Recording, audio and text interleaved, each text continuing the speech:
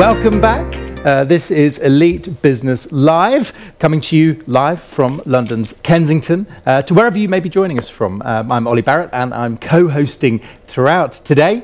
It is a great pleasure to welcome our very first panel to the day. Hello, Eric. Hello, Ollie. It's very nice to see us, like a reunion. This is great. And Abbie, and this is good. Right. Now, my question to the team is, well, we'll introduce everybody. Right. We've met Lara. Lovely to see you, Lara. Thank you for being sort of put through the mill there. Thank you very much. Pleasure, Ollie, of course.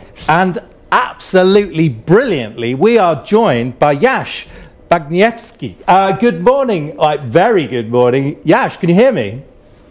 Hey, guys. Yes, I can hear you, Ollie. Now, you're a very good man, because I believe you're in San Francisco, Yash. I am, yeah. It's 2 a.m. So I actually woke up. So I apologize if I look a bit sleepy. Well, you've still got a great smile, so look, thank you. There's no irony at all in inviting the founder of Eve Sleep, and indeed now the founder of Lover. We'll hear more about that. I mean, dread to think what you got out of bed for, to be quite honest. But it's very good of you to join us, Yash. Thank you. More in a second. Next to Lara Morgan, we of course are joined by James Davidson, the founder of Tails.com. Co-founder, yeah. Oh, co-founder. That's very humble of you. Just share the love, absolutely right. Tails.com, personalised pet food. Yep, tailored for each and every dog. I love it. Well, Lara, are you a customer? I am a customer. I have two very healthy boxers, and my mum was commenting, you'll love this. Oh, their coats are looking so good, darling. Yeah. It's fantastic. Because I'm bloody walking them every day as well, Mummy. And you're feeding them the best food. Yeah, I am. Well done to you. So in that sense, James, you went sort of from the very large corporate to the sort of co-founder, but just remind us in a sort of whistle-stop fashion of the Tails.com journey. Oh, wow. Seven years, or we're in our 8th year at the moment since we started back in 2013, launched in 2014, nearly came to a screeching halt and closed the business shortly after that. Found our feet, fortunately, and it's been upwards and onwards since then. We're launched now across 9 countries in Europe. Wow. Brexit's giving us some fun and games at the moment. COVID's brought a different set of challenges, but it's been it's been quite a journey, and it's keeping going. We're going to hear about it. In terms of the type of animal that you're then serving through their owners, started with dogs? Yeah, we've got a small test, commercial test running in the market at the moment under another brand that is cat food. It's called Republica Cats, if you want to check it out. Interesting, interesting. So the old joke about entrepreneurs is, do you eat your own dog food? But I suppose I can ask you. Yeah, oh, well, it has been known, absolutely. On back in the early days, it was stupidly, actually, crazily, one of the ways that we were deciding which of the different recipes we thought would be most palatable for dogs. Of course, you know now that dogs find things completely differently tasty to what humans do, but it was kind of fun at the time. No, I can imagine if we'd have a candid camera on that. But thank you for joining us, James. More in a second. Abbie Morris, how lovely to see you again. How are you? Good to see you. How are you? Yeah, very good indeed, thank you. I think your business gets more and more topical as the years go by. You're the co-founder of Compare Ethics, and this, I think of it as like 3D vision, helps us see a bit more clearly. Tell us what we can see through Compare Ethics. Yeah, sure. So Compare Ethics is the leading verification technology for ethics and sustainability. So the core of what we do is an algorithm that verifies products across 10 categories to make sure that the product is indeed ethical and sustainable. So eliminating all of that greenwashing. Right, so that tool is then placed in the hands of a company, the consumer themselves? Yes, so both. So the company uses us to verify their products, and then we make it super easy for consumers at the point of sale online and in store to understand the information about that product. Yeah, very good. So Compare Ethics, we can hear more about that, and obviously it's rising up the agenda. Eric Partaker, how lovely to see you. Yeah, did you hear Lara's technique for starting the day? I did, yeah. Blank sheet of paper, learnt it from you. Eric, you are a super coach. I think I'm allowed to say you coach Navy SEALs and billionaires in the mix. Yeah. But I think lots of different types of coaches, in particular, you're a serial entrepreneur. You were CEO of the Year a couple of years ago. What type of coach would you say you are? It's a coach who's not coaching from a franchise system, but more from in the trenches experience. Right. So I do an intersection of helping someone scale up, themselves as a person, their leadership, and their company. So it's like an integration of business and life coaching together. Okay, so challenge then. Can it be tempting, given the point about the trenches to jump in and say, oh, I know the answer, here's what it is. Absolutely, and I use coaching as it's a simple way of describing what you do, but the reality is it's a mixture of coaching, mentoring, and consulting. Right. Okay. So you accept that blend, right? Yeah. Excellent. Thank you, Eric. Welcome. It's lovely to see you. Yash, we're with you in San Francisco. Presumably, if you don't mind me taking you back to the Eve sleep days, you were solving a problem that you'd faced yourself because the mattresses you were sleeping on weren't good enough. I guess partly, it was more when we were trying to buy a mattress. I think we realized just how complicated the process was and how expensive they were and how difficult it was to pick one. But yeah, we definitely saw it as an industry that was there to be disrupted. I like the fact that you sort of blew away the tyranny of choice. You centered right on one product from the start. Was that the right decision? It was a great way to launch. I think later on, as we sort of grew the business, we saw that there were benefits in expanding that a little bit. But we started selling through Groupon, which at the time was a daily deal site. So you could only do one product on there. And the first time we ran a Groupon deal, we sold 6,000 mattresses on the first day. Ended up turning over $2 million on our first day of business. So it was, it seemed to just be, the simplicity seemed to really resonate with people in a way that we hadn't actually expected. We were sort of forced into that a little bit because of the Groupon model. But yeah, I think it worked great for us. And eventually we sort of had to expand and figure out how to manage the messaging around that because we've been so focused on the one product. Yeah, a hugely successful growth story. We'll learn some lessons learned the hard way. Tell us a little bit about your latest escapade. Still bed-related? Potentially, yeah. It doesn't have to be, but often bed-related. It's an app around helping people improve their sex lives, using sort of sex therapy techniques to solve a number of, I guess, problems that people encounter in their sexual lives. So things like low libido. 1 in 3 couples who have been together 3 years or more have a non-sexual relationship. More mechanical things like lasting longer in bed or erectile dysfunction for guys, and then things around orgasming more consistently and just generally spicing up your love life as well for women. So yeah, quite an interesting area I found. Spicing up your love life, right? We're getting Spice Girls memories all over, right? Well, thank you, Yash. By the way, does the reaction to this new business depend on where you're pitching it around the world? A bit of a leading question from an uptight Brit, but there you go.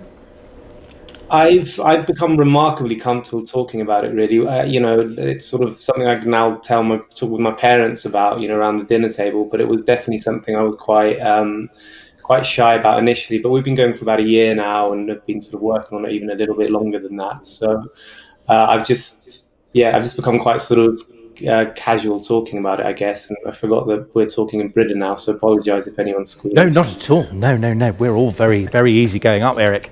Yes. So good. Right. Well, Yash, don't go anywhere. Right. I want to understand a little bit. James, I'll start with you if that's all right. Commercial growth is a conversation for who within a company? Are you huddled in a boardroom with you and your co-founder, or do we involve others? Absolutely involve others. In fact, I think commercial growth, the most sustainable way starts with the customer and what's going to be the right thing for them, which is certainly one of the lessons we learned the hard way at Tails.com. But the way that you provide that for the customer is by the whole team, the whole company, understanding what matters to the customer most and how to make that happen. And from there, customers will engage more, ultimately buy more if it's in a commercial enterprise, and growth will follow. And what is the top thing you've learned about how to have an honest, productive, insightful conversation with a customer? How do you make that happen? I think from a starting point is to completely believe in the quality of the product that you're selling, because then there are no areas where you might feel uncomfortable to go if the customer needs to ask questions or talk about it or challenge you on it. Yeah. So having a product that you believe in holistically and entirely, I think, is absolutely key to that. Yeah. And then there can be any conversation. There's no need to try to steer it in a particular direction or away from a particular area. Right. If as a leader in business, or actually anybody working in business, you can feel proud of the products you're making and the choices you've made of how you'll make those products, and feel that that's right, then you can engage with anybody, including customers, about it. Okay, and then what flows from that, just briefly, when it comes, though, to setting, for example, some goals for the business, what you're going to measure, to what extent do you involve the whole team in that? A lot, and pretty much every cycle, whether that's on a what's the plan for this month, or what are the priorities for the quarter, or even what's our plan for the year. We, like a lot of businesses, we will start with a top-down forecasting that starts with where do we want from a shareholder point of view this thing to go? How big do we want to grow it from a top-down point of view? But actually more important than that is what we would call the bottom-up process of putting those plans together, which really starts with all of the teams figuring out, well, what's possible in our area, and how does that go from the bottom laddering up to meet the overall single number objective for the business. So that would involve everybody. Very good. Now, thank you. Now, I think it's obvious but important to say that we're not after the right answer on this kind of panel. We're just after what has worked in your personal lived experience. So we're going to go rapid fire on that same question, who to involve in this conversation. Abbie, then Lara. Yeah, I totally agree with that, actually. I think also particularly around things like product, it's really nice to have a really variety of disciplines really coming together. So our developers will come at one angle, our customer success a completely different angle. Ideally, they would be similar angles, but it's always interesting to see how when you are building that bottom-up segment, how other people come up with amazing ideas that you didn't think about on the top down. So I totally agree with that. Right, now Eric, please build on this. Give us your perspective.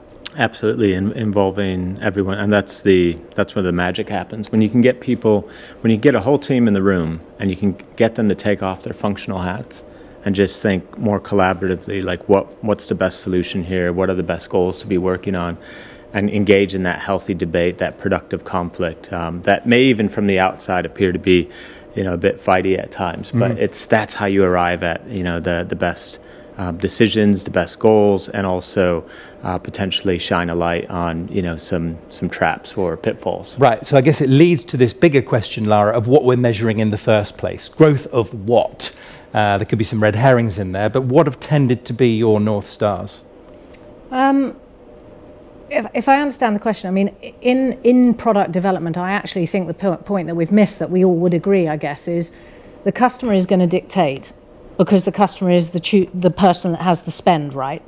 So I only learned in industry because I was an idiot and very young that the best thing to do at meetings was to hear what the customer wanted and then provide solutions for the customer. Now, clearly dogs don't talk, but the consumer will tell you how they want their dog to behave, look and feel. And if we can be listening to the customer's requirements and then, frankly, exceeding that expectation. So, an example, just now, as everything, 30-40% growth online, the unboxing experience is kind of this packaging phenomenon. But actually, it is really important that every touch point of every part of a consumer journey, we want to be doing better, serving well. And of course, Abbie will agree that then you've got to take the packaging into consideration and use the right materials and minimize waste. And again, the customer, and looking frankly at the competition, let's see what the hell they're doing and beat what's it out of them, because we'll improve. Yeah, I guess my wider point, Yash, is that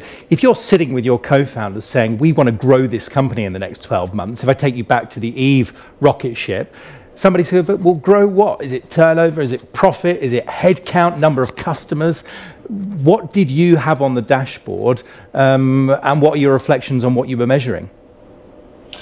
I think it sort of evolves as the business evolves. When you're starting, it's very much, I think, about revenue and just getting customers in and showing that there's a demand for your product. And especially if you've raised venture investment or any kind of investment, really, I think there's an acceptance that you will burn a little bit of money in order to sort of grow at the beginning. But as the business sort of matures and evolves, I think it becomes more around some of those other things you mentioned, like profitability and margins. So yes, I think it just sort of depends where you are in your life cycle. But at the beginning, I think it's just about trying to figure out some sort of a product market fit and trying to figure out, just trying to show that there are customers out there for what you're doing. And then I think as the business matures, that changes. I also think there's balancing between the founding team. I always found that the kind of CEO role is very focused on growth, and then you have to sort of bring everybody on board and sort of get buy-in from a lot of people. And you'll hear a lot of voices around the table. Your ops guys will say, but if we grow too fast, this will impact customer services, or the marketing guys will be focused on tone of voice or whatever in that. And so you have to kind of get everybody on board with the idea that the growth is also important. I always found there's quite a lot of resistance around the organization from growing too fast.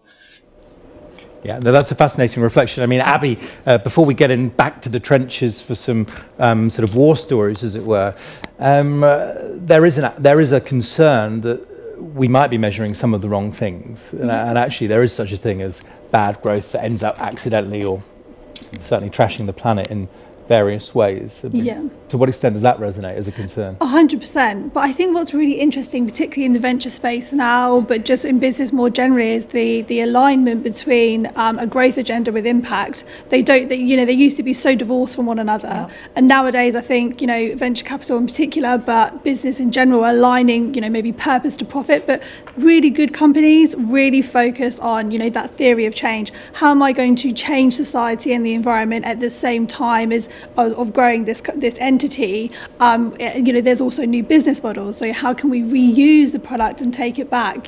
There's a lot more out there now than in recent years gone by, really to actually help us drive that change. So yes, it's really important going forward. So James, to what extent is the bad news that those very legitimate concerns act as a handbrake on a business growth?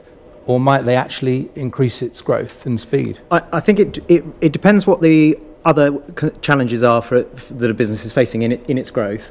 But certainly in today's world, I think in most situations, it can enhance growth because it's increasingly important to consumers.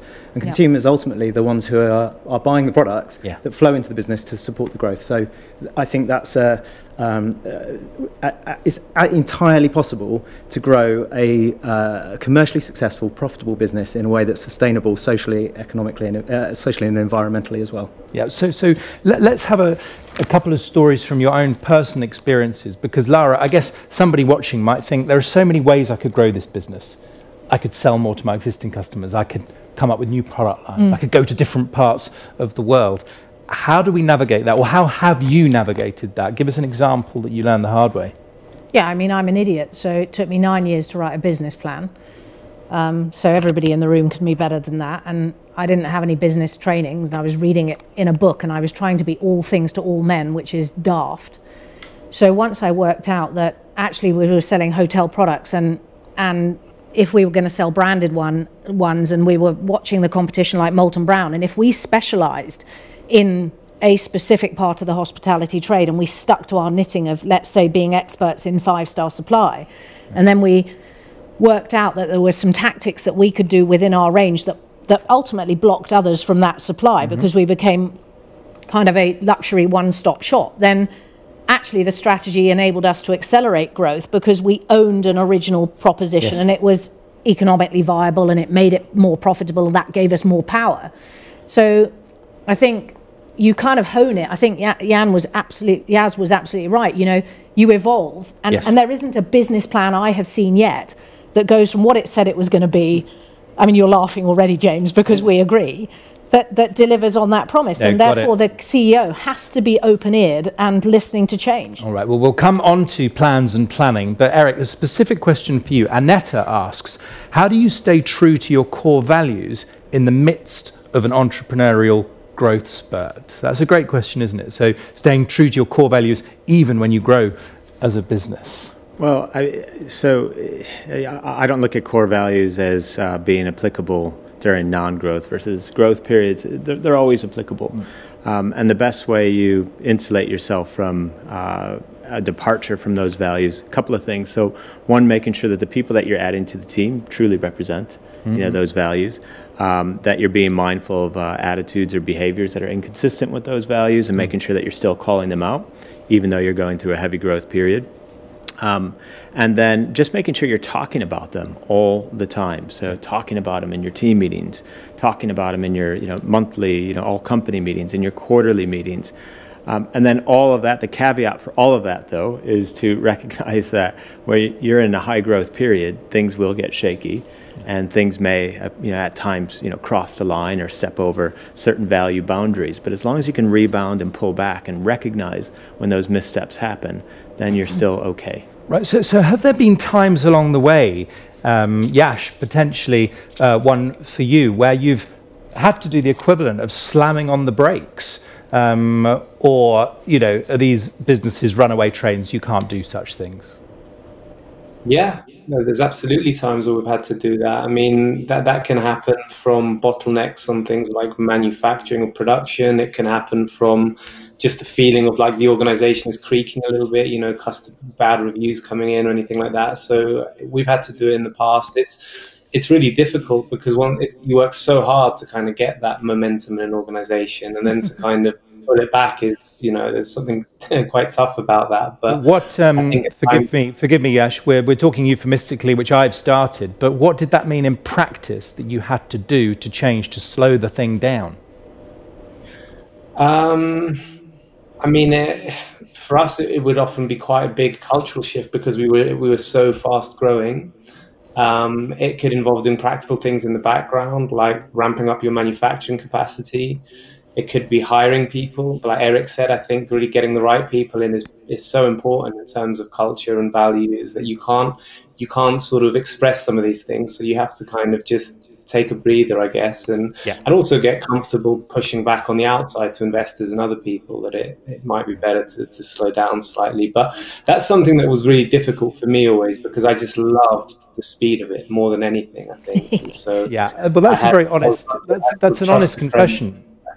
And James, I wonder, it can be exhilarating, but any sort of brake pad sniffing moments? Oh, plenty. And you know, pretty much every quarter there'll be somewhere where we've put the brakes on because of a supply constraint or some other challenge. In the very early days, we had to put the brakes on the whole business, because Yash was talking about finding product market fit earlier as one of the early stages of what you're trying to do. And when we hadn't found that, and it looked like we wouldn't, then we absolutely had to slam the brakes on the marketing spend, for example, and just putting more customers into what was too leaky a bucket at the time. And I think for a lot of early stage growth businesses, that is not an uncommon situation to be in. How are you navigating this, Abbie? Because you're growing your own business, there'll be a demand globally for it. So how are you setting your course?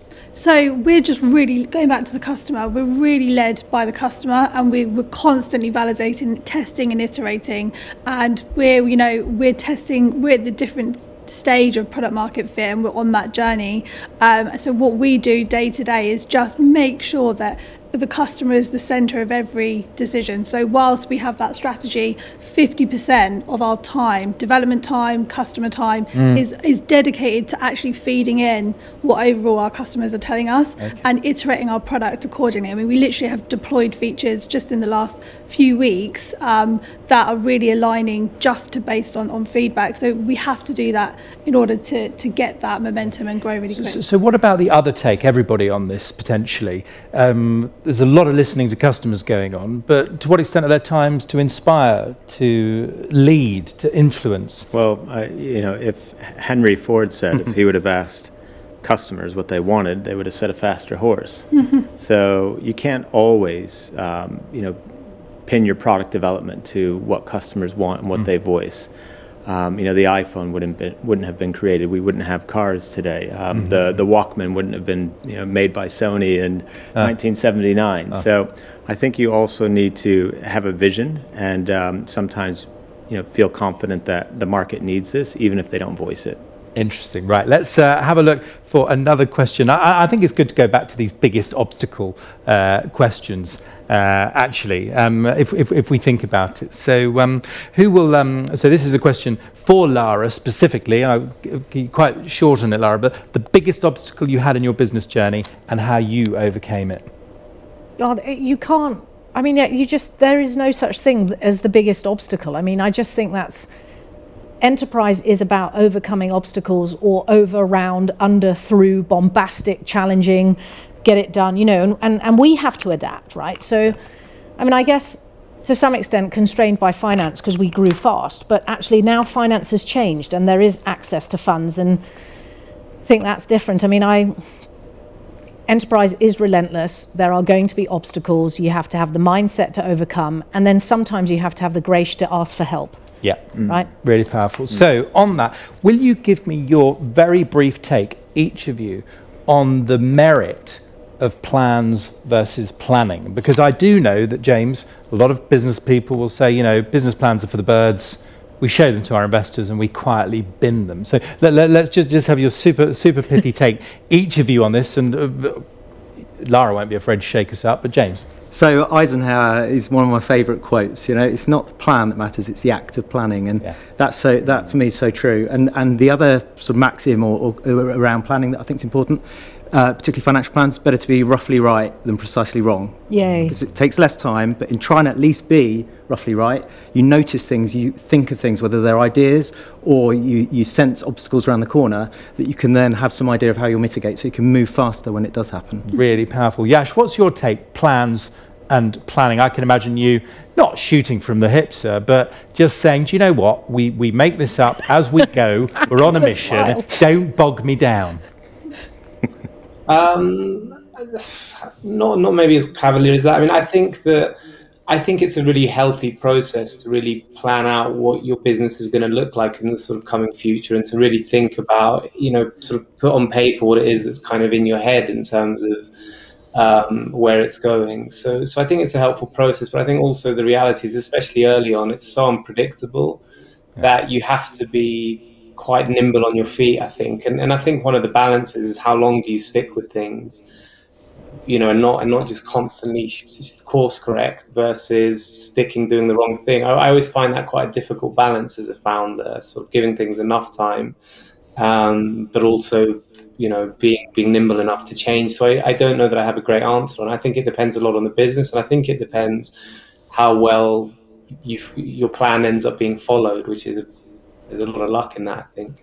Yeah, and I guess the other dimension to all of this, Abbie, is planning for multiple scenarios. Yes, which I was really resonating with a lot of that, but I do love a good plan. And in a market that changes so quickly, I mean, for us, we're creating a whole new market. There's a whole new segment around how do you verify products and what that means in terms of eliminating greenwashing, new regulation coming out. So we're always looking into the market. I think going back to previous points, I think the tough thing around that is around constantly seeing patterns in the data to know when to double down and when to change direction. Yeah. So whilst I love my plan, I have to be, you know, looking to where the market's going all the time. Right. So on that, Eric, I mean, other than having an amazing coach, who do businesses surround themselves with, or the best businesses, when it comes to planning that commercial growth? Who should be around that table? Well, it starts with the team. Like, the leadership team itself needs to be the right people, strong. They all need to buy in and believe in the whole, you know, value of planning. Mm-hmm. And then on a maybe less frequent basis, you need that board of directors there, right? Mm-hmm. That you can tap into on a quarterly basis and say, hey, are we, you know, right with this direction? And, you know, can you help us with, you know, planning our way forward? Yeah, I wonder about others, like banks. Would you you know, are they in the mix? Would you just go to them when you've decided, James?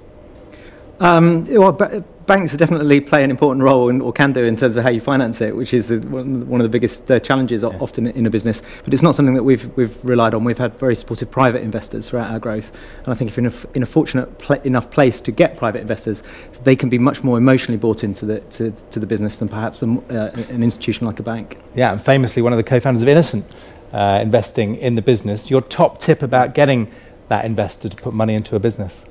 It's very similar to my thoughts around customers, actually. Really believe in the product, every aspect of why it's successful, and I think that belief can unlock the ability to inspire. It can be infectious and inspire others, whether they are the customers, people you want to come and work on your team, or people you want to invest in your business. And if they know you already and you have had a strong relationship with them, as I did with the Innocent guys, then that can just help. There's a force multiplier, really, to make that kind of thing happen. And that was through Jam Jar Investments. Well, listening to our every word has been Hannah Previtt, my co-host, with her keen journalistic eyes and ears. So I'm afraid it's not over, because she's going to be pinpointing some more questions in your direction, except for you, Yash, because you can go back to bed or on to party, whatever your choice might be. But seriously, from the west coast of the US, we hugely appreciate your time, Yash, and really good luck with your next business, Lover. We will be tuning in.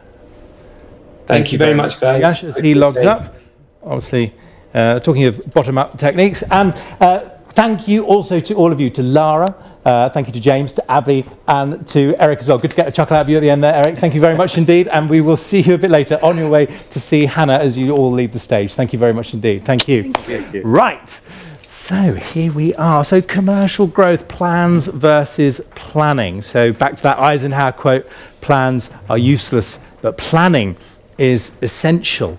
Who do you surround yourself with? But also, I think back to that thought about stories from the trenches. What can we learn from each other's experience? And by the way, if you're watching today and you're thinking, how can I find somebody? Is it through Vistage, one of our partners? Is it through the Department for International Trade, one of our partners who've shared so many good people with us? We want to try and stir up some thinking about some of those choices. So any minute now, we're going to go back to our brilliant co-host who will grill our guests backstage, and you'll be with Hannah Previtt any minute now. Thank you, Ollie. And what a superstar panel that was. My goodness, I am very excited to get my hands on them backstage here to ask some follow-up questions. I mean, there was so much good stuff there, I barely know where to start. And Yash, my goodness, coming all the way to us from San Francisco. So as you said, many thanks to him. I remember when I interviewed him back in the day, not long after he started Eve Sleep, he was telling me all about how lots of mattress brands at that time, there was a trend to talk about how they were designed and created in conjunction with NASA scientists, which he pointed out sounds very impressive, but we're not entirely sure what it has to do with mattresses. I would rather my mattress was designed by someone who knew about mattresses rather than spaceships, but there you go. Right, first, here I am joined by Lara. Yes, please, if you could come and join me up here, Lara. I won't keep you too long because I know you've already been grilled twice on the stage this morning. To be here. So we had one question in from an audience member a few moments ago who's starting out, you know, they've just left school. They think they might want to be an entrepreneur when they grow up. What should they do? What kinds of experiences could they be exposing themselves to, you know, to help build some of those entrepreneurial skill sets? Good question. So I was 18 when I got my first job, straight out of school, and I was lucky in the sense that I kind of landed on my feet in a business that was pretty open-minded and I could try different things. So I think seeing a sector that that person wants to be in, you know, it could be hospitality, it could be fitness, it could be whatever, means that you've got the opportunity to experiment and to understand business by just getting involved. And obviously that's not very easy at the moment. So even if you have to find a way of doing a second job, but being in a business, in a sector that you like, you're going to learn lessons. And then, frankly, start networking early, be much braver than I was. You know, I was stupid and naive, didn't realize the power of names and knowing people and LinkedIn and persistence, and start reading about business, because we can teach ourselves a great deal.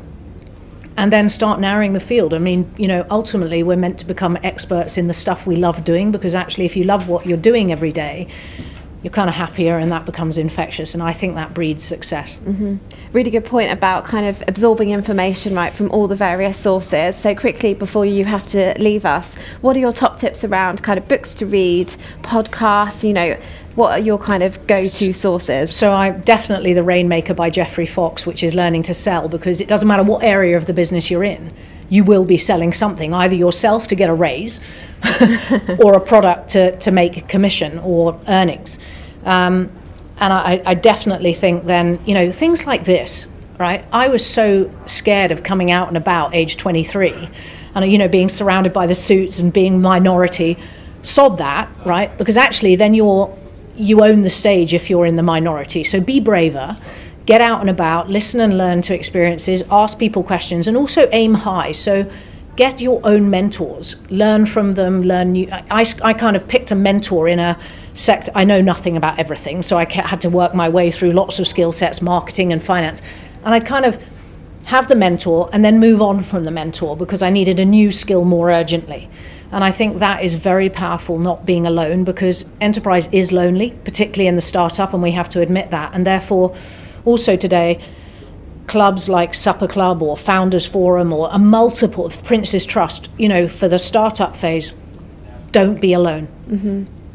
Really useful advice. And actually a quick follow-up to that, and something that often comes up at events like this, is where to find a mentor, because we talk a lot about the power of a mentor. If you don't have that kind of social capital we heard a little bit about yesterday, you don't have access to those kinds of people or role models in your immediate network or family, how do you find them? Can you just, contact someone you admire on LinkedIn and say, will you be my mentor? Yeah, I think you can, but I mean, I also, I think locally, again, my kids don't read the local papers, but actually there are local things going on, and in it there will be local business people, and one has to remember that, travel is expensive, but also today has broken down a lot of barriers.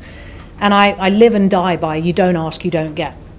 So yes, aim for someone, and I think every business should have a mentor or someone who's kind of been there and done that, but I was so stupid I didn't do that in the early days, and I kind of made my journey harder by being alone, so I always warn people to be better at that.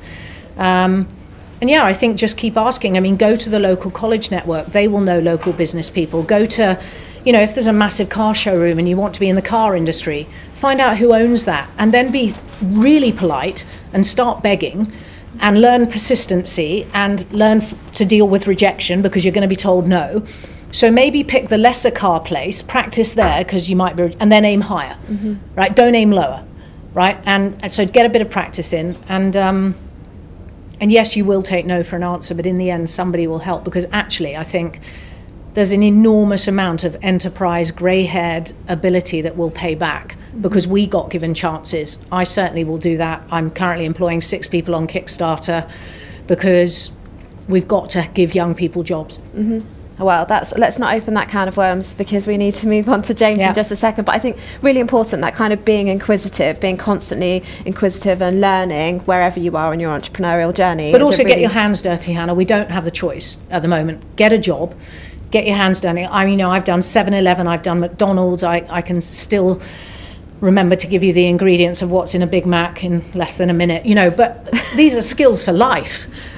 But actually I laugh, and actually I tell people that, and I would challenge you that they are all lessons about serving the customer that I have put into action. What a great note to end on. Lara, thank you so much for your time today. Thank you. Yes, please. Thank you. James, if you'd like to come up and join me just for a few questions here. And I am very excited that Tails is now going to be doing cat food.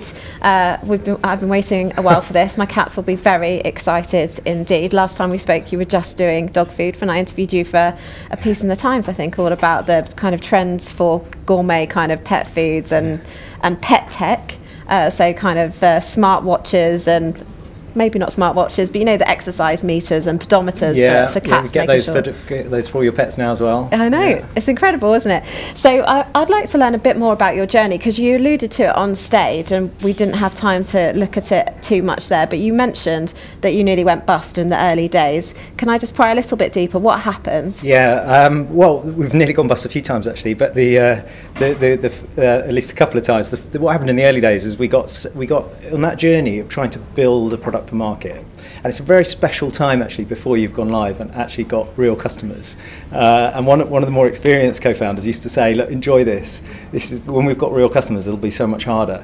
And the problem was we enjoyed it a bit too much, and we got too stuck into building this amazing, what we thought was an amazing product, that with the accessibility of technology, the adoption of technology by consumers, we were putting more and more layers of what was actually complexity that we just thought were clever features. So when we actually went live, it was just too difficult to use, and it didn't work for the simple act of people wanting to feed their dogs their best food. So we had to pare it right back, and we did that by finally talking to customers in a much deeper way than we had before. We'd lost sight of them by focusing on a product that we thought would be just right for customers, and really got carried away with our own geniusness, or what we thought was, and actually nearly sunk the business because of it. I think that might be a common affliction amongst entrepreneurs.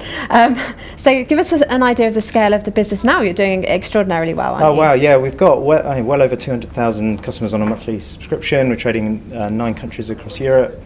We've just launched a cat food product, Republic of Cats, that's in market, learning and testing in that early phase again, which has just been challenging and fun and incredibly exciting as well. So yeah, there's nearly 300 people now working at Tails.com. So we've been growing through the pandemic. We're figuring out now about how to get back to work in hybrid hybrid working and talking a lot to our team about what's the best way to do that and try and make sure that we're navigating the best path for people to stay as motivated and productive as they generally have been over the last year, which has been fantastic. Yeah, getting those humans and their pets back in the office, because I know you had Definitely. some dogs, didn't you, in the building when you were still there? I think the most we ever had on the day was something like 30 dogs, I think, in the office on a single day, which was, the dog policy is one of the most contentious, I suppose, HR policies that we actually have at Tails.com. I can't see it catching on at the Times and Sunday Times, but I would like to think that it might that it might one day. So do you have any kind of key lessons learned that you could share with our audience? So what's the one thing that you wish you'd known when you were starting out? I think the most important thing in almost any business, but particularly in the most highly changing and pressured, which a high growth business is going to be, is to make sure you've got the very best people with you, either immediately surrounding you, giving you that direct support, particularly if you're in the leadership position, but also just throughout the whole team. Because it all comes down to the choices people make in every minute of every day of how they're going to get the thing done, what they should get done. And when you're now 300 people like we are at Tails.com, we need, if all of those 300 people are firing on all cylinders, making the right choices and doing it in the right way, as I feel very proud of it at Tails.com, a team does, then it's just incredible for how much you can get done. Whereas the reverse is why I think it can lead to failure for so many businesses. So making sure absolutely the right people are in the organisation is my top tip. That's great advice. Thank you so much for your time today. Thank you. Yeah, nice to speak to you. Thank you, Bye. James. Goodbye. Abbie, if you could come and join me, please. Hi, how are you doing? Really good, thanks for How having exciting me. is it being with real humans? Love it, it's so nice. So I could get a taste for this. Me too. So can I get a little bit into the detail? So exactly how does it work? Yeah, so we take supply chain data, certifications and audits, and then we put that through our technology and we verify the claim that it's making. So if it says living wages, we check, is it actually paying living wages? If it says that it's organic, is it really organic? So we just do that homework, so the consumer doesn't have to.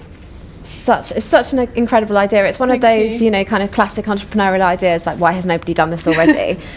So can you give us an idea of some of the brands and some of the companies you're working with and how fast you're scaling as a business yourself? Yeah, so we started in the fashion vertical, currently working with just over 70 businesses there. This can range from rental companies right across to multi-brand partners. We initially went out and targeted SMEs. They actually are really sustainable. They have a smaller supply chain, but they actually also don't get a big enough voice in the market for the work that they're doing. So we've started there, but we're now really scaling up. So in the last 3 months, we've just done just under 200% increase in growth. So we're really now starting to see the supercharge and the larger brands coming in and contacting us, which is always a nice place to be. Yeah, absolutely. Do you think that consumers are getting savvier to businesses greenwashing them? 100%. I mean, this is why we're seeing people like the Competition and Market Authority coming out and setting new rules, because they need a level playing field for all this new demand from customers, both wanting sustainable products, but also knowing that people aren't always telling the truth or pulling the wool over our eyes. So super important as consumers continue to want these types of products, that we don't miss the boat and make sure that they don't trust business. We need to make sure that we remain with trust in our businesses, and that's why we exist. Amazing. And so how many of you are there? So we're a team of 7. Okay. Yeah. And growing quickly. Yes, yeah. I think like we all wear so many hats within the team, so it's growing very quick. I actually just got off the phone with one of my team this morning. He's currently probably doing like 3 people's jobs at the moment, around like, oh, but we're growing this fast. Don't worry, there'll be some support very soon. So it's right in the trenches, as it were. Wow. Well, you're doing extraordinarily well. I have a question here for you. What would you say is the first question you ask yourself when things take a wrong turn or perhaps don't go quite to plan? So do you ask, where the error lay? Is it with a certain individual? Is it with a process? Kind of how do you troubleshoot or, kind of have a wash up after the act? So we all come together as a team, and I think what's really nice when you do that is everyone will have a contribution of what they thought was wrong, and we're really open. So when people are doing really well, we'll say that, but vice versa. We always want people to feed back to us if there was something that management did. So we're always wanting to come together and just be super, super frank. And I think in a startup, if you're not super frank and honest about what the problem is and what we can learn from it, and I think that's the difference, is there's one thing pointing out a problem, but we all go away knowing this is what we learned, it's okay. And I think as long as we have that, it motivates you to the next problem, which will inevitably come. Of course, absolutely, but it's how you deal with those and the lessons learned and how they're applied. That is such good insight, Abby. Thank you so much for being so generous with your time. No worries. Hope to see you again. Cheers. Thank you.